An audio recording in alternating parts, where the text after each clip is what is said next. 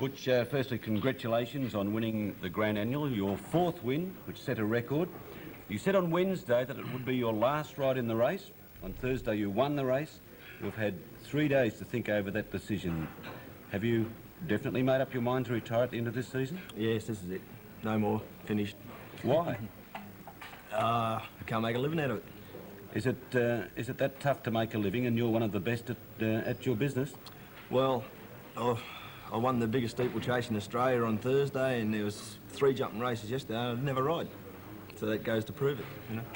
Getting back to Waterville, Butch, now you have won that great race 4 times. 2 of those times you were probably lucky to get a mount in the race, and yet you come out and won. How do those circumstances come about? Well, I just don't know.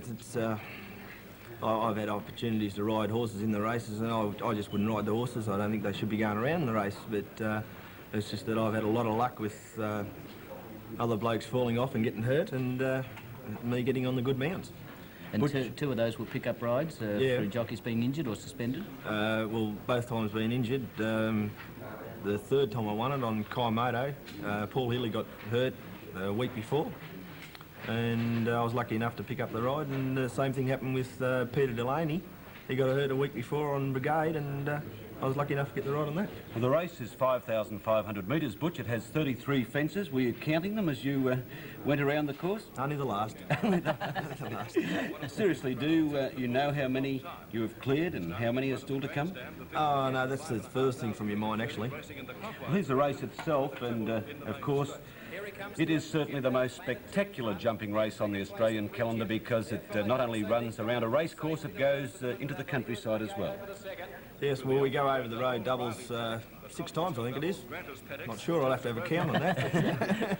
Butch, now this horse Brigade, he's been known to be a notorious puller, and there was an enormous query on his ability to run the distance of this gruelling race. What was your set plan when you went out to ride in this great race?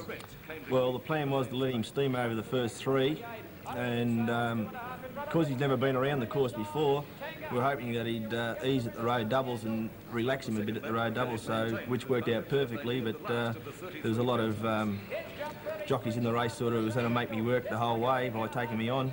Now here comes the last one. This would be the one that caused you the most worry in the race. 33rd, yeah. The 33rd jump. Now you've had to hit the horse right out here at the finish. You look quite exhausted when you come back to scale. Was that quite obvious? Yes, it was. I was exhausted. You also looked happy, Butch, because for the first time in memory, the crowded grandstand gave you a standing ovation. Yes, well, it's just unbelievable, that. Couldn't believe it. Couldn't believe it ever happened. Now, when you win a great race like that, as Keith mentioned, you're going to retire, wouldn't that do something for your ego to want to sort of come back and have another go at it? No, well, 12 months ago, a lot of people were canning me and backstabbing me. They reckon I was gone. I was going to give it away then, and I thought to myself, well, no, I'll come back and I'll fix these blokes up, and I think I did.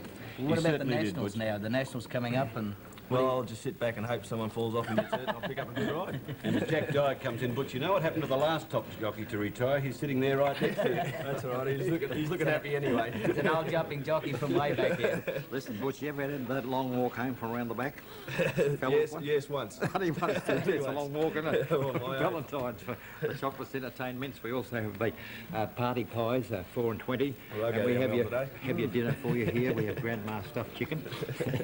We also... Don't spill it, Jack. I can't do anything about it, Hig. And I also have Coca-Cola too for you. Love that. This is a league book. Do you play football at all when you... No, but I follow Essendon. Oh, well, there you go. I read all about it in the VFL book there. This is a beautiful ham. This is something out of the book from Bertocchi's, that one. It's a beautiful ham. Thanks a lot. Well, thank you, Jack. Congratulations again, Butch, and a special thanks, too, for driving down from Ballarat to join us on World of Sport today. No worries. Thank you. Yes, thank you, Butch.